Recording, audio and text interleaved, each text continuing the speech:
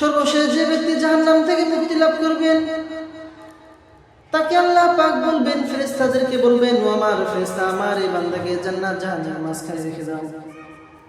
জান্নাত জাহান্নামের মাঝখানে লোকটি যখন থাকার জায়গা পাবে, সে জান্নাতের দিকে তাকায় থাকবে আর কাঁদতে থাকবে।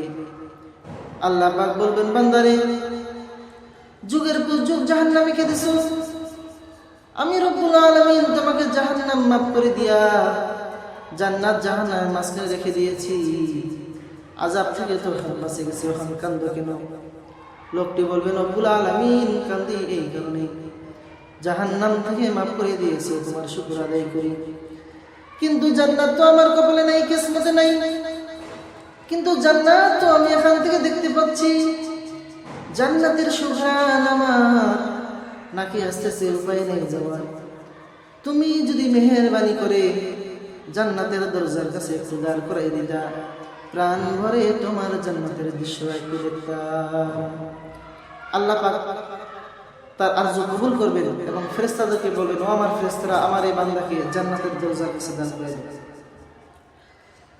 জান্নাতের দরজায় দাঁড়িয়ে লোকটি আবার কান্না শুরু করে দেবে। এবার আল্লাহ বলেন, বান্দারে, এবার কান্দো কেন?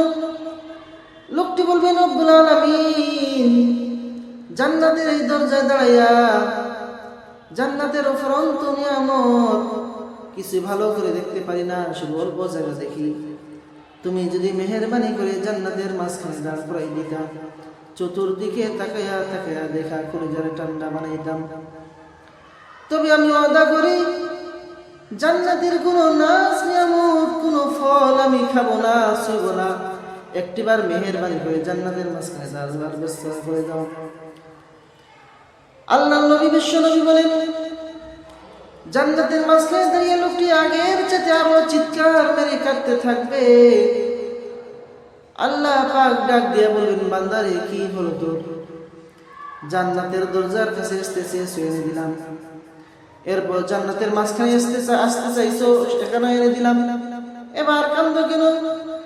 লোকটি বলবেন, রব্বুল আলামিন, তুমি যখন মেহেরবানি করে জান্নাতের মাঝখানে দাঁড় করাই দিয়েছো, তুমি রহমানুর রহিম, গফুরুর রহিম, এই জান্নাত থেকে আর আমাকে বের করে দিও না।